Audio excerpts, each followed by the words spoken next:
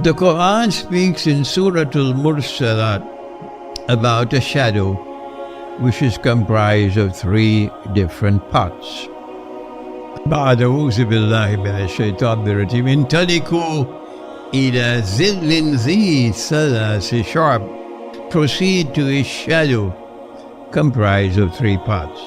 This is a verse which has to be interpreted, and the Quran is inviting us to interpret, but yet warning us that no interpretation can claim to be valid and truthful. Only Allah can confirm that an interpretation is correct. If an interpretation of the Quran or the Hadith is correct, it will survive because it becomes truth. Nothing can demolish it. But if an interpretation is incorrect, then tomorrow it will go down the river of no return. So I have interpreted this verse of the Quran to refer to Dajjal. And Allah knows best. The Dajjal's footprints come in three parts.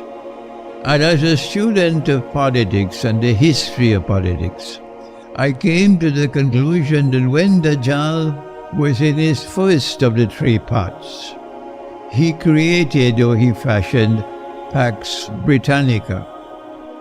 Britain, mysteriously so, an island that Napoleon contemptuously dismissed as a nation of shopkeepers. And yet this island, by 1914, when the First World War commenced, this little island controlled every single strategically important naval port in the whole world. Could this have been by accident? No.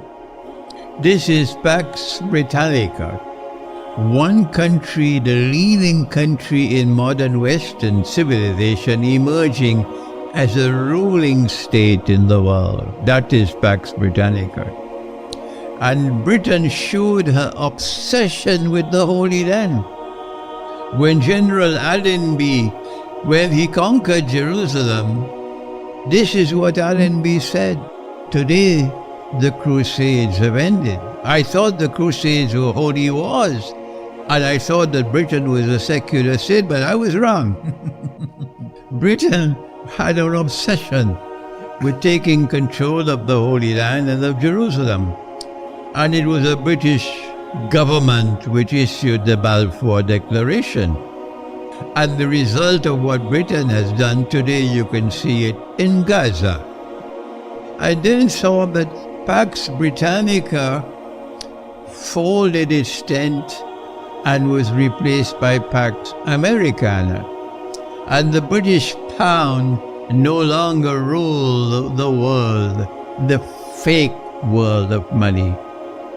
And the US dollar, which was just as bogus and fraudulent as the British pound, then replaced the British pound. So my interest in monetary economics was fired up.